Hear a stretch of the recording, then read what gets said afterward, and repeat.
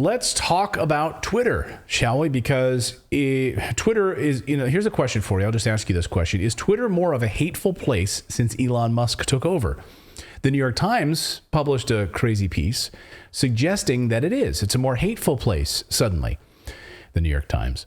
And they're citing research from the Anti-Defamation League.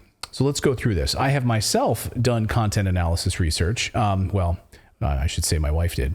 Natalie did content analysis research in graduate school and has a lot of questions about this story as we were collaborating on this today. So the story was shared far and wide by leftists and liberals, and we were struck by the alignment of these two groups in this research. They are not supposed to be the same. Leftists are supposed to stand for freedom of thoughts and words. Leftists want to remove freedoms in pursuit of the greater good. So you would think that on the subject of Twitter censorship, liberals would not be aligned with the left on this. But that is not our observation in this story. In fact, the observation is in the New York Times piece that it was used as a big fat, I told you so. Like, we told you this was coming if Elon buys this thing. Here's what they surmise. Here's the headline. Hate speech's rise on Twitter is unprecedented, researchers find. Here's what they surmised from this data. So let me pull this up from the New York Times. These changes are alarming, they write. Researchers said, adding that they've never seen such a sharp increase in hate speech, problematic content, and formerly banned accounts in such a short period of time on mainstream social media platform. Quote, Elon Musk sent up the bat signal to every kind of racist, misogynist, and homophobe that Twitter was open for business, said Imran Ahmed, the chief executive of the Center for Countering Digital Hate. They've reacted accordingly. So I don't recall doing this. So did Elon do that? Did he took over. He said, hey, all of you racists, come start using Twitter now. I'm not seeing a single racist, like quote unquote racist post other than from the left. I haven't seen it. I'd like to know where this is. And I know that there was, was there like a troll army that just jumped in to kind of like to do this? There was a lot of trolls that jumped in initially. But let's look at the data. So the Anti-Defamation League says that the anti-Semitic posts are at an all-time high. Here's the data that they present. The number of anti-Jewish tweets in the representative subset. Okay, so before the takeover, after the takeover, blue to red, before the takeover, post takeover. Okay, so do what do you say? What constitutes an anti-Semitic post? Like, is that outright saying I hate the Jews, or like what is an anti-Semitic post? I don't know if that. Well, so this represents. I don't know exactly. If like how they measure this exactly. So this represents a total of 62 extra anti-Semitic tweets. And I don't support that, but the prejudice is right, you're right in a free country to say what you want, right? Because that to them could be somebody posting a Palestinian flag or something, right? Right. They also present the research showing that anti-Semitic tweets are not being taken down as much as they usually are. So they're like being allowed to propagate, I guess. So here is the anti-Semitic tweets reported on November 2nd, 2022. No action taken there in like light blue. Suspended accounts, violation tweet removed is 2%. And then on November 18th, you see this difference. No action required is like almost the whole graph now. No action required. 7% violation, tweet removed. Accounts suspended, 18%. So the suspended accounts went from 51% down to 18% suspended, plummeted. And then account removed, 5%. So, a little drop there, not very much. So we see two problems with this research that any good social scientist would ask. Number one, how do you define anti-Semitic? Which is what David just asked. That's important. What does it mean? Number two, was there anything that happened during this time that would also increase the discussion of anti-Semitism? Well, there were a couple of big stories that actually did. Can anyone think of anyone who elevated the conversation around Jews between October and now? I can't right now. Can't remember. Kanye West, of course. Yay. Does the data account for Kanye trending basically every day for weeks and weeks and weeks about his tweets about Jews? It does not. The data does also take aim at the blue check mark. So it also takes aim at the blue check mark. So here's this, the blue check mark. On November 1st, 2022, Musk announced that Twitter's blue check mark would be available for purchase for $8 a month. Initially conceived in 2009 as a way to verify that a Twitter account actually belonged to a person or entity, over time it became an indicator of a poster's trusted status. Musk's decision to monetize the blue check means extremists can adopt a degree of legitimacy. While Musk now says he's launching a more thoughtful, tiered checkmark process, it will be difficult to elevate as his actions to date have not followed a transparent process with the input of society leaders, as he has promised. And then it gives examples of who's exploiting this for legitimacy, such as this group. According to the Anti-Defamation League, they say Libs of TikTok, which is the anti-LGBTQ plus account run by Shia Reichik, has regularly stoked hate against the queer community, exposing its targets to harassment, threat, and violence, they say. So Libs of TikTok has had a blue check long before Elon came along, and they haven't done much differently in that time since. And all they do, here's the key about Libs of TikTok, all they do is repost content from liberals.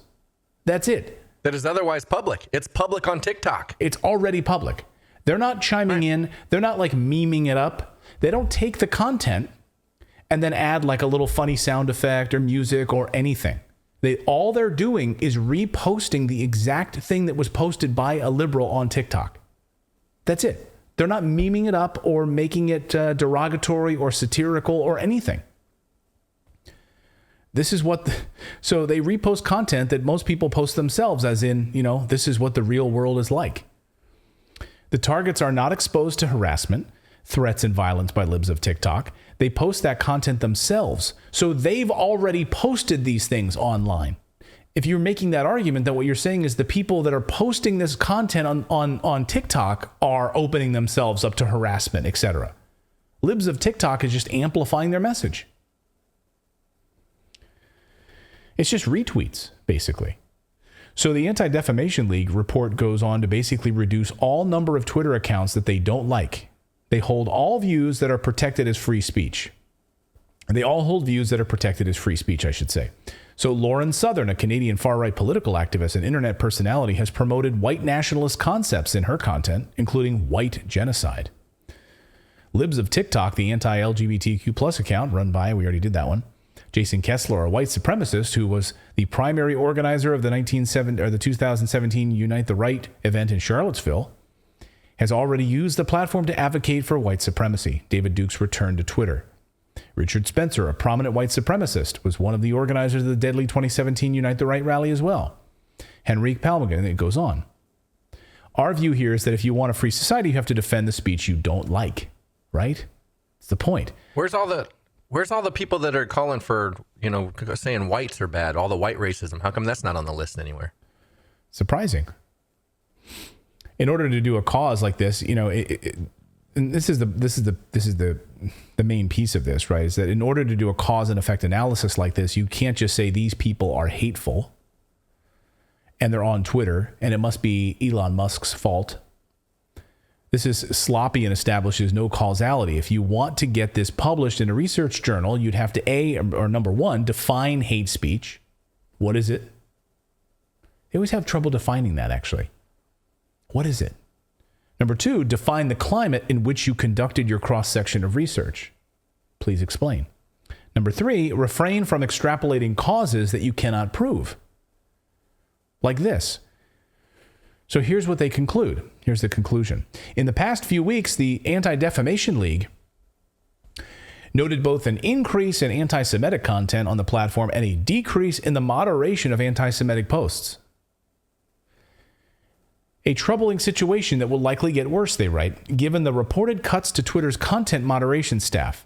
These changes are already affecting the proliferation of hate on Twitter, and the return of extremists of all kinds to the platform has the potential to supercharge the spread of extremist content and disinformation. That may also lead to increased harassment of users, it says. Well, that's a big cause and effect that leftists have not been able to prove so far. So again, where's the proof of this? Where's the proof? Will it be the equivalent to a Washington Post reporter like Taylor Lorenz showing up at the parents of content creators' homes and harassing them? Because that happened. It also implies that suppressing a viewpoint would make the world safer, which is outrageous, of course.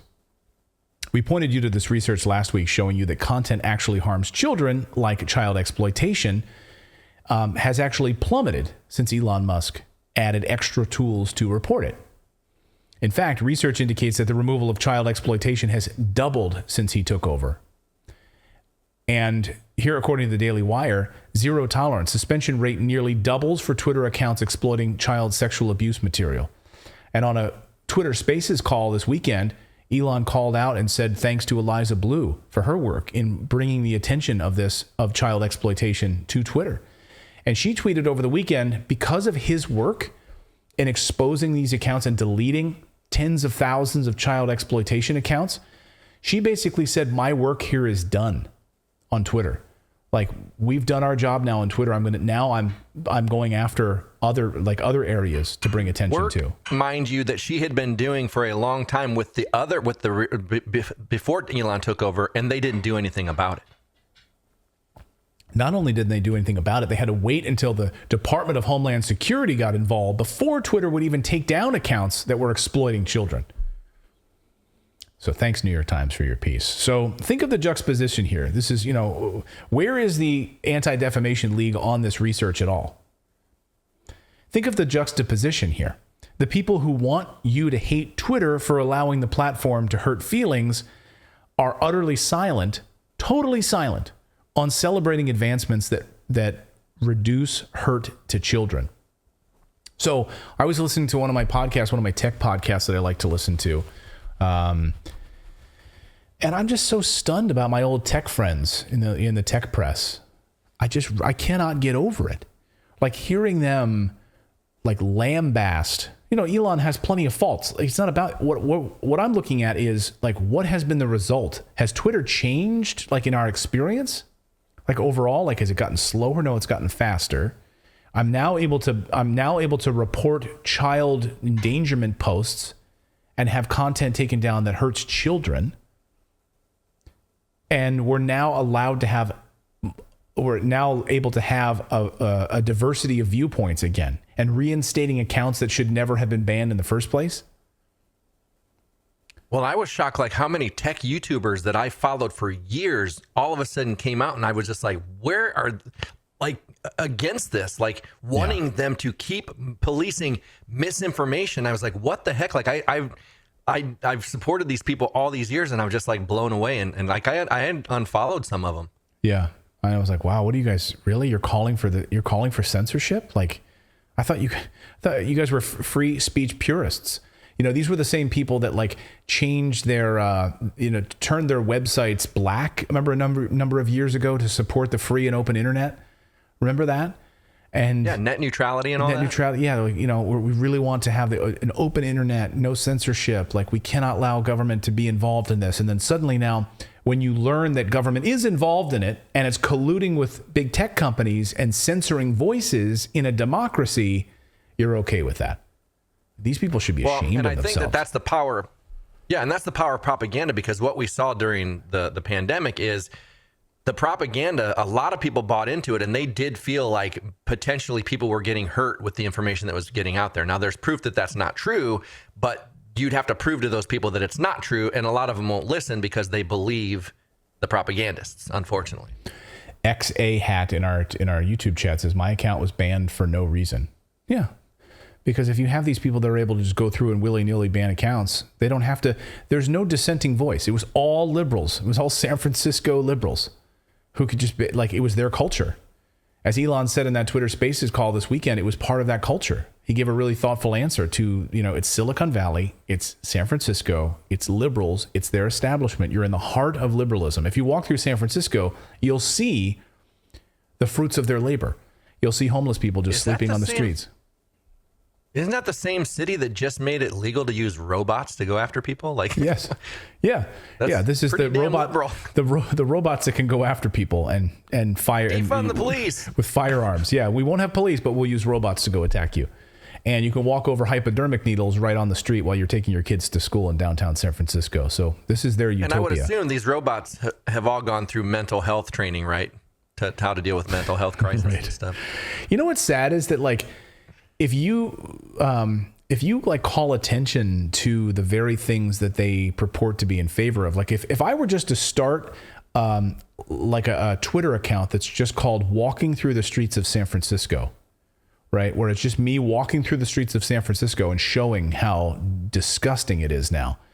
Like, they would hate me for that. But I'm doing nothing else than just showing you like a window into their world. But no, that's amplifying hate. I'm somehow now I'm hateful because I'm showing homeless people shooting up heroin on the streets while my kids go to school. Like, that's hateful, and you're a racist. You'd be right winger. Right. A right wing. You're racist. How dare you show those people there? We've made a great place for them on the street to just go to the bathroom right there on the street and shoot up hypodermic needles, like right there. Love to hear your thoughts on this in the comments below. Please do. Thank you so much for watching this segment here at Redacted. We are live every day at 4 p.m. Eastern Time, trying to share the stories that the mainstream media will not cover. You should also come over and join our community of Redacted Rebels over at Redacted.inc. That's our private locals community where we can share exclusive content that we simply cannot share here on YouTube. Come over and join the rebellion together right now by going to Redacted.inc. We'll see you next time.